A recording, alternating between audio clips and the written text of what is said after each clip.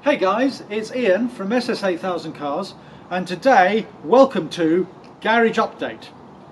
Garage Update, we're going to talk a little bit about the Golf R, we're going to talk about the Panamera e-hybrid, we're going to talk about the E46 M3, obviously our two supercars, the 675 LT McLaren and the GT3 4-litre Porsche, and I'm very excited about it.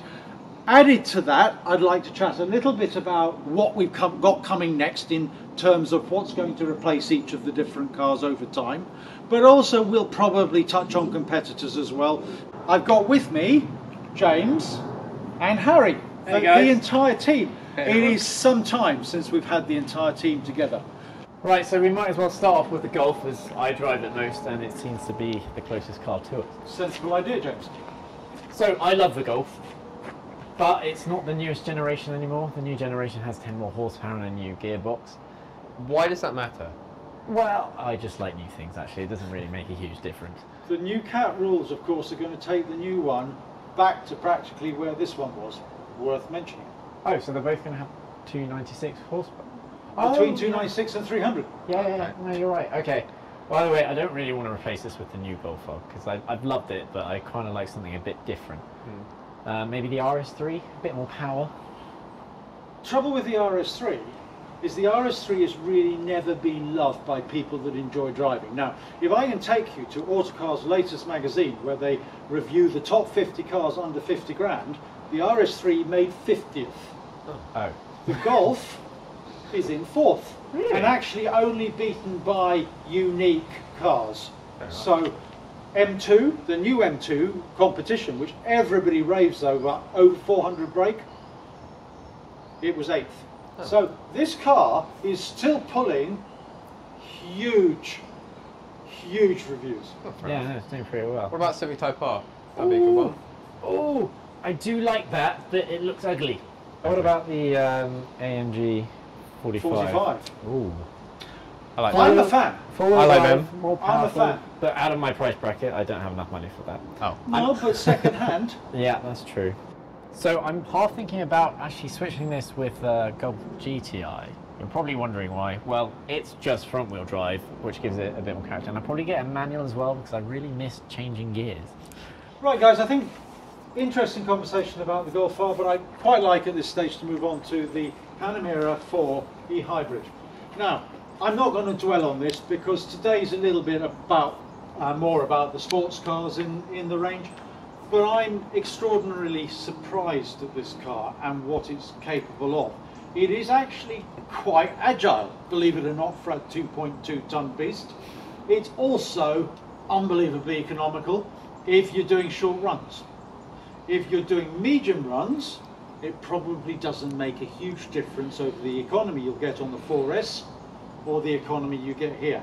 But if you're doing the runs like I do in and out of town, this car is amazing. And I'm not convinced it has many competitors, guys. What about the Tesla? Because for medium runs, the Tesla in theory would be better than this in the short runs. Well, the Tesla will never faster. use its engine because it doesn't have one. So it's going to be electric all the way. What about the turbo hybrid? Well, the horsepower. the Turbo S e-hybrid, of course, has 680 HP. So compare that with the 460 HP that this is offering. Quite clearly, this car would not know which way the turbo went. But I'm not sure that this sort of car lends itself to needing to do 190 miles an hour in a straight line. Yeah, it's talking about whether you need that or not. Well, you don't need 700 horsepower in a family car. If I saving the planet, You don't need. would I buy one? I think the jury's out on that. Okay, but I think you guys know that the three big advantages of this car to me specifically are to and from London, I'd get over 75 miles per gallon. Yeah. Also combined, that's with electric, I do not use the engine in the built-up areas at all. I don't have to pay congestion charge, and as I found out not too far back, it costs me 81p for the first 10 minutes, and then parking is free in the city of Westminster. there are other cars coming onto the market, like the Volvo Polestar, left-hand drive only. Seriously expensive as well. It's seriously What's that expensive, speed like? but 90-mile range Yeah. on pretty electric good. alone. Yeah. So it's a hybrid, is it? It's a hybrid, Oh, okay. yeah. So moving over to the M3, Harry. Right, so V46 M3, what do I like and dislike? Well, I like the performance, I like the styling, I like the engine still. I'm not too happy about the way it rides at the moment. I'm not happy about the height. The ride? Yeah, the ride. So like the suspension, tyres, just It's very hard. It's very So hard. stiff. It's the hardest car I've ever sat in. It's so So stiff. much harder than the Golf R. Oh, the Golf's not hard. Infinitely. The Golf is like nice hard. That's just. It's just solid. Oh, It's solid. So does that get a bit wearing on a long journey? Yeah. So I'm planning on sorting those things out with a couple of mods, so suspension mods, maybe new driver and passenger seat. But other than that, no plans on replacing it with anything at the moment. There are no real BMWs from this era which really could replace it in any way, are there? Well, I looked at the E39 M5, Okay. which is slightly more expensive, 400 horsepower, V8, 4 doors. But it's effectively just a softer version of this, and I Yeah. like that it's a sports car. What about the C55 AMG? Same era, the only downside to those, in my opinion, Has is more horsepower. it's more horsepower and it's V8, so it sounds better, but you could only get them in automatic. Oh. The RS4, of course, I would say was maybe, from a handling viewpoint, from the same era, Yeah. probably pretty close. From the same era, that's the only genuine competitor I can look at, because you can get the estate version, which I love. I love that you've got a massive V8 manual estate, and of course they did them in manual, so I like the estate. that's as the well. only I think thing the I'd estate's cool. really consider. They were four-wheel drive though, the RS4s. They were weren't four-wheel drive, Yeah. and they're really nose heavy as well, because the V8's quite far forward. What about Nice noise though. what about the new M2? That- New M2, out of my price range, but I'd love to do a comparison between Okay, them. but we were focusing there on the word new. Yeah. Of course, the new M2 competition, or competizione, or whatever they call it, is a great car, over 400 brake horse. Yeah. But it's probably not what we should be talking about. We should be talking about the single turbo version, which came before, because the The new one is standard- basically okay. an M3 Yeah, twin yeah, turbo yeah, yeah. engine, isn't It's it? just an M3 engine in the M2. Those prices will drop, Harry, Yes, because of the Competizione. because of the new one. The CS, yeah. Yeah, absolutely. And if it was in your price range, would you think about getting it? I would. The only downside to me is it's turbo versus naturally aspirated, which is yeah. better tuning potential, but I just don't like Do they it do them muffles in the manual, exhaust. or are they just? Yeah, they do them in Oh, manual okay. or in SMG flappy paddle. I could see them dropping to the sort of 25 mark in a year or two's time, and you're not in a rush. No. At that point, might make quite. I hear what you say about losing the natural aspirated engine. But every review I've read, everyone I've spoken to has one, says it's a phenomenal car. Like, Yeah. amazing car. Absolutely. So now we'll move on to the LT, my favourite car. Good idea. There's not much that I haven't already said about the LT. Personally, it's a perfect car for me. I like it because it's fairly compact, it is fairly fast, and it's fairly exciting. But what I quite like to do now is get Harry and James's opinion. So, James, you want to kick off? Yeah, okay. Well, we only can really talk about the looks and the passenger feel, because obviously we haven't driven it. Just look at it and look at what age we are. But I love it. Personally, I've always thought that this is just one of the best McLarens they've ever made. And also because it's the first of the LT series, when McLaren have recently started themselves up, it's always going to be a historic car. And I think it will hold its value as a result, and everyone who looks at it will just be like, that's the McLaren I want. And I just love everything about it, to be honest. Well, it's certainly one of the major competitors, I suppose, for the 675 from other manufacturers, because one could suggest the 720S is a major competitor to the 675. But I think possibly the Porsche GT3 RS is its biggest competitor, because although the Porsche is obviously faster round the Nürburgring, holding the record until very recently, where the new Lamborghini Aventador SV Jota has taken the record by 2.5 seconds. What, ahead of the Huracan? Yeah. Oh, No, wow. sorry, James, you're miles out. The GT3 RS took the Huracan Performante's record, and we've now moved on to the Aventador SVJ, which is short for SV Jota. Yeah. And I think the thing about the GT2 RS is the GT2 RS is slightly faster, no question. 700 HP plays 675. Yeah. But the other thing is, what you can't tell today is the evolution of tyres. Every generation of tyres seems to create more lap time than the additional power that's provided in the cars themselves. So it is difficult to compare them.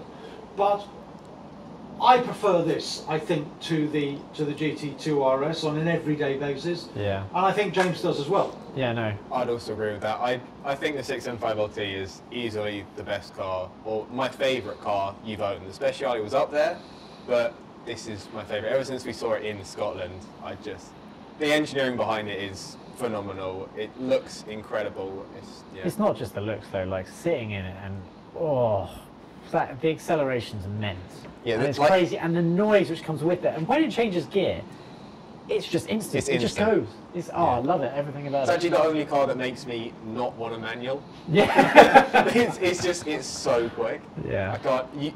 You sit in it or you chase it, and you cannot believe how quick that car is. Yeah. So other competitors, you wouldn't consider the Pista a competitor, would you? Well, I mean, the Pista is definitely a competitor, really, for the 720S's LT. Okay. So the 745 LT or whatever it ends up being called. I think the Pista is probably again going to move the game on when we see the lap times that it's capable of. One of the reasons for me to keep this is I don't notice that really. I've driven the 720S. It's going to be a little bit quicker, and the figures suggest it's quicker, but I didn't notice it. No. Carwell actually did a video with Shmee recently where they had the 675 against the 720S. Oh, really? Yeah. They were very similar off the line. The argument I have though is 720S versus 675 LT. The 720S is obviously a newer car. It may be quicker, it may be better in every possible way, but the styling is where it lacks for me. I can't like that car, whereas this is just, I think it's beautiful. The second reason I want to keep on to this is because coming back to what James said, I think in the future this will probably be a bit of a classic. Yeah. Right now, for whatever reason, I think probably the 720S may be partly responsible. This has taken a dive in terms of its value. Yeah. I'm not prepared to accept that, so therefore that really means I have to hang on to it in the short term. Yeah. Other cars to consider in this genre would be the GT2 RS, the GT3 RS, the Huracan Performante, which we saw on the way to Goodwood and at Goodwood the other week. Chasing us actually through the lanes. Yeah. We were in front in the GT3. Yeah. So I mean, there are a number of cars that I would give serious consideration to, but I think probably I'm going to settle on this, but we'll see. It's the only car which I'm happy with you keeping. Thank you very much. Sorry, I like this car as well, but this one's just, I love it. It's special. Yeah, it's exactly perfect. We said that about the Speciale, but I do feel like this is more special. Yeah, I do feel like. What would take it for me with the LT is the stratospheric power that it has over the Speciale. But the new Pista, I am telling you, is going to be a very exciting car, and I am really forlorn about the fact that I wasn't offered one. It's turbo though. Well, so's this. So's that. That's very fair. So I suppose that brings us on nicely to the GT3. So the thing about the GT3, possibly the most exciting thing of all, is the fact that I give you a naturally aspirated new car. Yeah. There aren't very many of them, and I would go as far as saying this is a dying breed. Especially with such a high red line as well. There are not very many new ones, I'd say.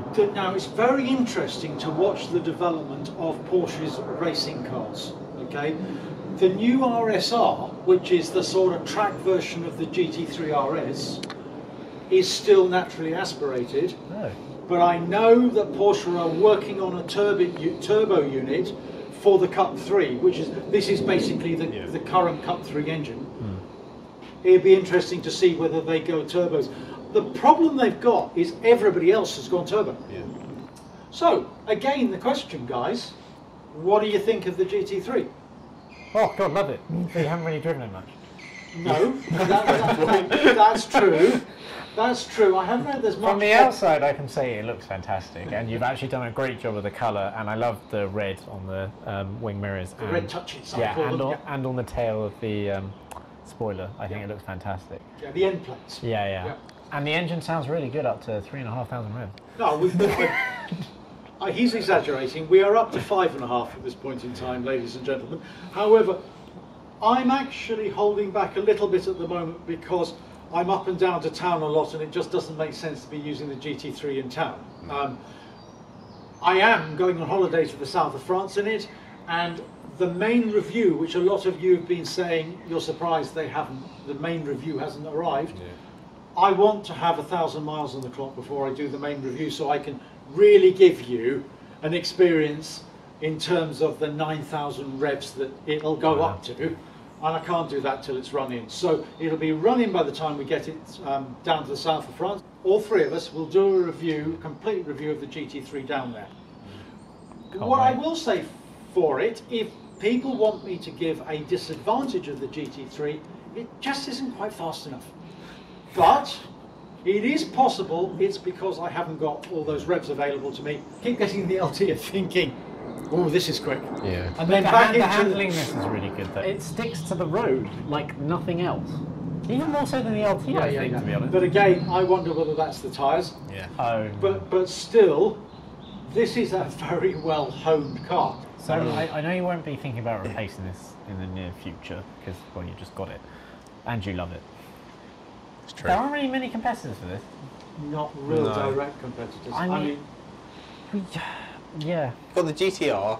Yeah. Mercedes GTR. The Mercedes GTR, not actually the built generally as a. That's the only real. That's the only one I can think of. I mean, I think the GTR is a great car. I had a bit of a mixed experience when we had the GTS on loan.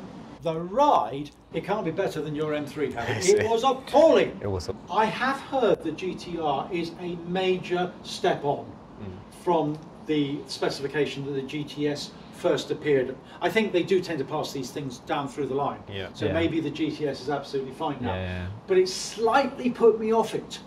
Okay, and it's still a little bit to me of a sort of a hot rod. Massive V8 up front. Massive V8 front, and I'm sure it's going to be quicker in a straight line than this because it's got a bit more power. Yeah. But then it's also a bit more expensive. Yeah. The argument I have with it was the size of it. When you had it even in the drive, it's just huge. It's so fat, and the GTR is wider. So they say wider than the S. It's wider than the S. Wider again, exactly. Wow. So I think, okay, so that would be one competitor. I mean, realistically, there are no other close ones, but maybe hold with me on this. The F-Type SVR. It's four-wheel drive, got 567 horsepower. Yep. So a little bit less than this? No, a bit more. This is a bit 500. more. Oh, is it? Oh, okay. Yep. So how, I don't know, would you ever, you wouldn't compare them as such, but would you ever think about buying one? Really impressed with the way that Jaguar are progressing, without a doubt. The F-Type's just a little bit too basic. What other car is in the mid-140s that we haven't thought of? It's the brother of the GT3, the GT3 RS. Oh, okay. It's low, 141 base. Yeah. I actually think, interestingly enough, the GT3 RS is a competitor to its own GT3. Because if you were going to do a lot of track work, then you'd have the I RS. wouldn't get the GT3, No, I'd get the you'd have the GT3 RS. Yeah. But if you're going to do road work, You have GT3. I would choose this without the roll cage, Yeah. which is what I have. And the nice options, carbon fibre things, and nice seats. Yeah, I think if you spec it properly, it's a pretty cool machine. Yeah, but I still think you made the right decision considering you have this. Yeah. Yeah, You have the track weapon, effectively. I mean, As much as you say it's a competitor, you already have a competitor to the GT3. Yeah, that's true. And I think the exciting bit about this is, in a straight line, when you floor it, it really, really makes your heart jump. It literally pins you to the The seat. thing about the GT3 RS is it is more powerful than this, but we're talking 520 plays 500 HP.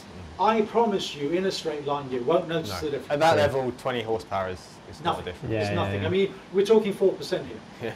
You know, I mean, you really aren't going to notice that. The other car that occurred to me, Harry, was the new Vantage, the Aston Martin V8 Vantage. Now that's effectively a Mercedes engine, isn't it? Yeah, with the really small headlights. That's right. Well, I'm not sure about the small headlights, but and a lot of people aren't sure about the new Aston grille. You're not sure about that? No, I don't like it.